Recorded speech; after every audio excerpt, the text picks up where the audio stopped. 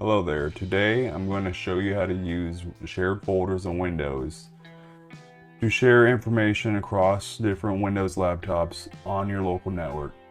And we're going to be doing this over SMB, so don't need a flash drive, don't need an external drive or anything like that.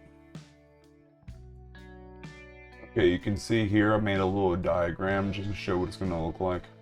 Here we're going to have a central computer that's hosting whatever file we want to share. And over here, we just have another computer. But this can also scale up as we see in this next picture. Okay, here we can see the other image. Same central hosting computer, but in this time, or in this scenario, we have 4 different laptops connected to it. This basically functions like a NAS. There are minute differences, but for all intents and purposes, it's the same thing. Okay, now that we're getting started, I should know that I'm using Windows 10. You might be using Windows 11, but it's the same process. Windows 11 just has a newer GUI, but it's the same thing overall. Same steps. Alright, finally, let's get started. First thing, you go down to the bottom, you're going to want to type in View Network Status and Tasks. Just go there, it's going to take you to the control panel. This left side, click Change Advanced Sharing Settings. This part on Windows 11 is going to look different, but again, same thing. It's just a GUI refresh. Network Discovery, you're going to turn that on. And we'll go to File Computer Sharing, turn that on. Make sure we don't want the stuff on for a guest or a public network, so make sure that's off. Should be off by default. Under all networks, just turn off public folder sharing. You're not going to be using a public folder. Make sure encryption's up all the way and turn on password protected sharing. Once that is done, you can close out of this. Alright, now choose the folder you want to share. I already have one made here. You can make one yourself. Just a single folder, has important document in it. What you want to do, you're going to right click it. You're going to go to Properties. Windows 11 has Properties on the page too, just in a slightly different position. I'm going to go to Sharing, Advanced Sharing. Click Share this folder. Now let's go to Permissions. By default it marks everyone read. We don't want everyone. We just want one user. Preferably our user that's a host of this computer, or a user on this host right here. So we're going to enter the name of the user, whatever user you're using right now. Just put it in there. You can run check names, make sure it's registered. Mine registered. It should note right here from this location, the box, that is the host name of this device. You can see the box is listed here, host name of the device. You're going to want to keep that in mind. And we're going to do that later. Once you have the user, click OK. I know this is the user I'm going to be using, but I'm fine with giving myself full control. That's just going to let it so I can modify the file, delete it if necessary, do whatever I want with it. After we make our changes, click Apply, then OK. Right here, number of users. I mean, if you're going to be using a couple different hosts or a couple different laptops or desktops to connect to this shared folder, you might want to keep it higher, but I know that I'm only going to have this laptop and another one connected, so I'm just going to keep it at 2. Once you do that, you can put a comment if you want. I don't care to. I'm going to hit Apply and OK. That is done.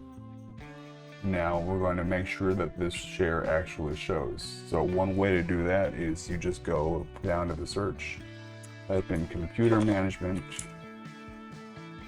click on Computer Management, scroll up right here to Shared Folders, and then click on Shares. And here you can see that my stuff, which is my folder, popped up as a share. All these ones with the dollar, those are default / admin shares. Don't worry about those right here. But my stuff, my folder was just created, I see it as a share. I should note that if you ever forget your host name of your computer, maybe it's something like desktop followed by a bunch of random numbers and characters and you can't remember that, just go down to the bottom right here, type about. It's going to bring up about your PCs pop up. Just click on that and it's going to bring you to something like this. And under device name, or to the right of the device name, that is your host name. Okay, so we have our folder set up. So let's go over to our other computer. So now I'm on my other computer. All I got to do to connect to it, just go down the search bar again. You're going to want to do 2 backslashes, now //, and type in the host name of your computer. The computer hosting the share, that is.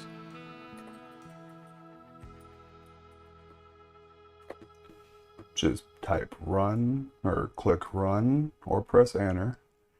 You're going to get a credential sign in. So we're going to want to put the credentials of the user on the host that is hosting the folder share. So on my other laptop, it was tester. I'm going to put in my password. You can choose remember credentials. I don't want to right now. So click OK. And I have successfully authenticated to the shared folder. You can see the names right here, my stuff. Just click on that. And here we go. I can now access the very important documents on my other host. And if I want to transfer it to this laptop, all I gotta do is just drag and drop. Once you drag and drop it, you're gonna have 1 copy on your shared folder and 1 copy on the new laptop you just drag and drop it to. And here you go. I clicked on the desktop. So that was a simple, easy file transfer using shared folders on Windows. No extra devices required. And by devices, of course, I mean something like a flash drive or an external hard drive, or maybe even purchasing a separate NAS. Either way, if you want to get rid of the shared folder and turn it off, let's show you how to do that real quick. I'm gonna go back to my main VM. Here we are, we're back in our other spot. All we got to do, go back to the folder that you initially shared, right click it, go to properties, go back to sharing, advanced sharing, share this folder, uncheck that box, hit apply. Nope, it's giving warning that I had a file open on another computer. That's fine, you kick them off. Click OK. And then you can see it says my stuff is not shared right there. Close that out, and just to be on the safe side, if we want to make sure that it's off, you can just go back to computer management,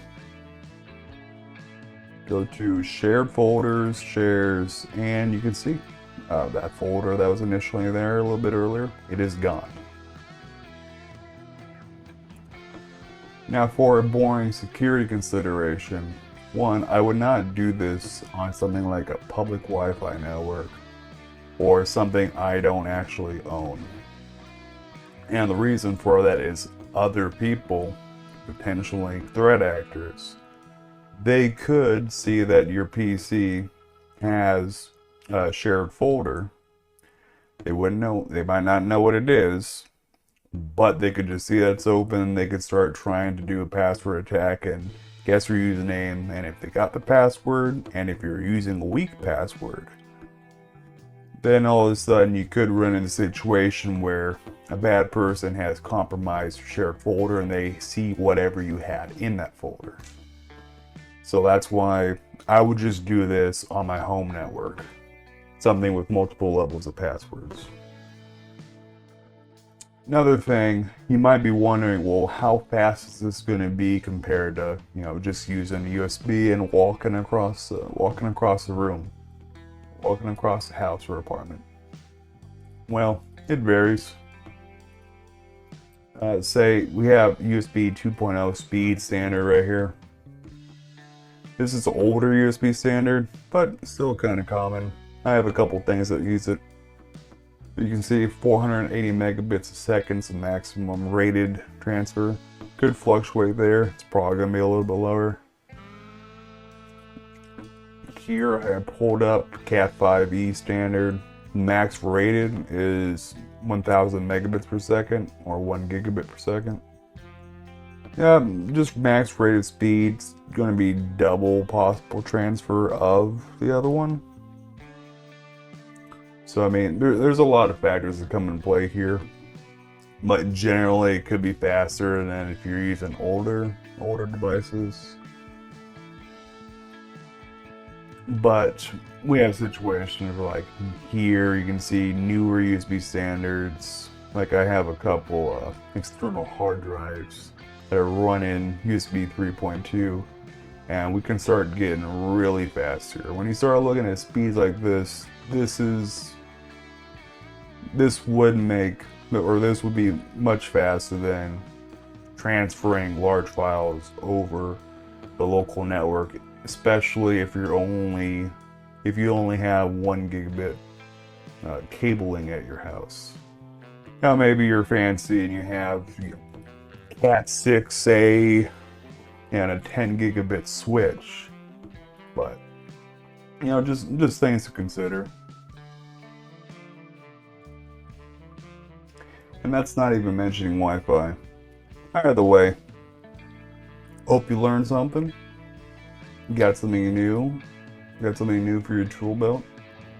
And with that being said, until next time.